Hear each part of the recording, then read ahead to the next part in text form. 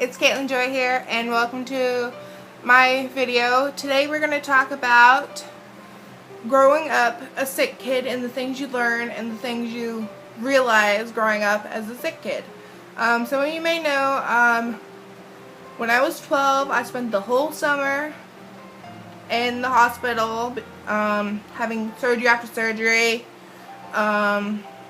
just dealing with a lot of hospital stuff because I was a sick kid.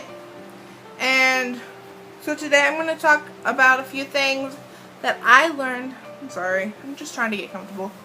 I'm sitting on the floor. There's some things that I learned when I was a sick kid and now, and I have a few examples from some of my friends. So let's get started. Growing up a sick kid, you find out who the nicest nurses are at the hospital you're at, and then you try to have that person all the time, but sometimes it's hard. I remember when I was in the hospital, I had this one nurse, I think her name was Stephanie, and she was like the bomb, and I had her almost every day. It's pretty awesome. Okay, next one. Being sick on the inside doesn't mean you look sick on the outside. Like, mine was a gastrointestinal problem with it, which is my stomach, my intestines, and stuff like that. So on the outside, I looked totally fine, but on the inside, I was dying. I felt like I was dying. And the thing about that is, a lot of people who are sick don't look sick on the outside until they get super, super sick and hospitalization, surgery, all that stuff. Next one is you worry about your future children because you don't want them to go through the same stuff that happened to you. So I love children, but I am terrified to have children because I don't want them to go through the pain and suffering that I did, and my mom and my whole family went through the suffering with me. And I don't want to go through that with my children. I'm gonna cry right now. I don't want to go through that because I want them to be normal, and I want them to have a normal childhood. And when you're in the hospital a lot, you don't really have a normal childhood. You try to. Like, when you're out of the hospital, you're like, yay, everything's fine. But then one wrong thing happened, and you're back in the hospital. One example of that is when I was in, it was the summer that I told you about earlier, and it was my birthday. As you know, my birthday is in the summer. My summer's in the birthday. My birthday is in the summer, and I don't know how to word this, but it was my birthday party, and I had an IV port because, as I said earlier, my problem was in my stomach and all this stuff, and so I couldn't eat very much. So I had an IV port. I still have the scar right here, and I got an infection, and then the very next day I was back in the hospital. So you learn to, what's the word?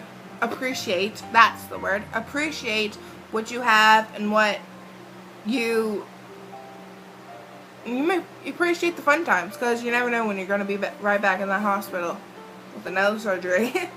And this one's mostly me, but I slept for like a whole day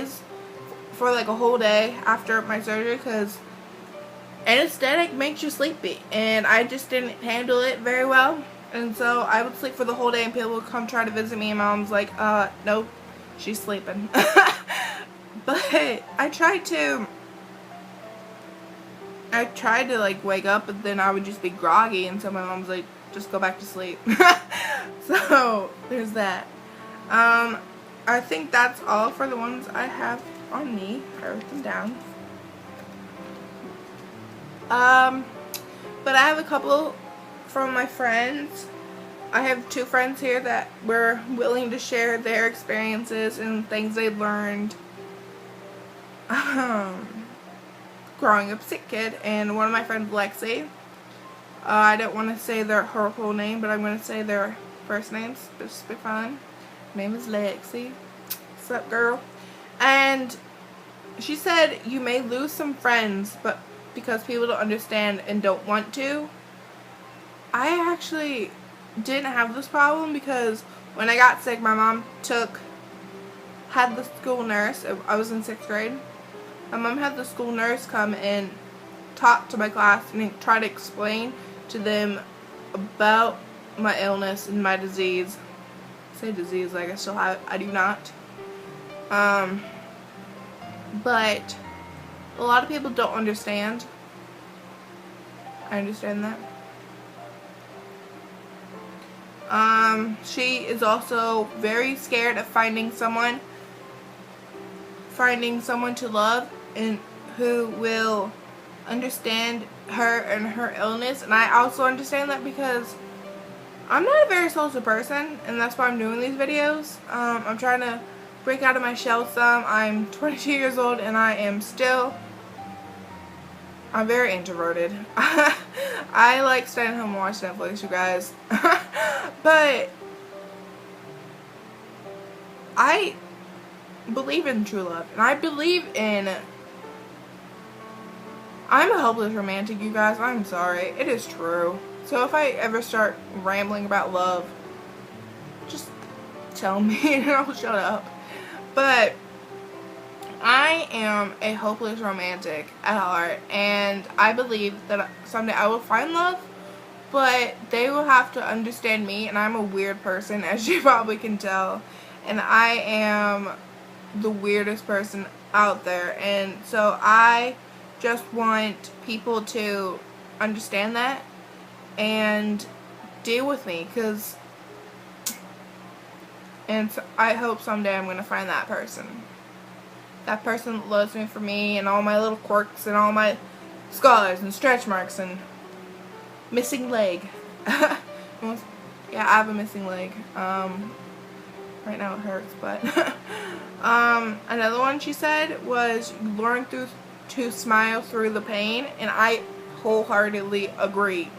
I used to try to smile through the pain, and I try to sometimes now, but my mom can see it through it like that, and I'm like, seriously, lady, I am trying to be nice, and I want to, like, you get tired of missing so many school days, okay?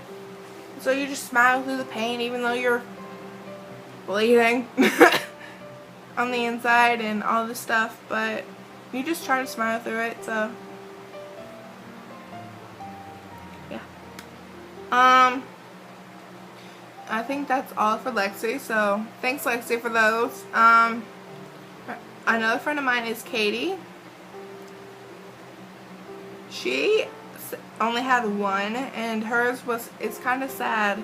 It says you learn who your true friends are. And I asked her what that means, and she said pretty much what Lexi said.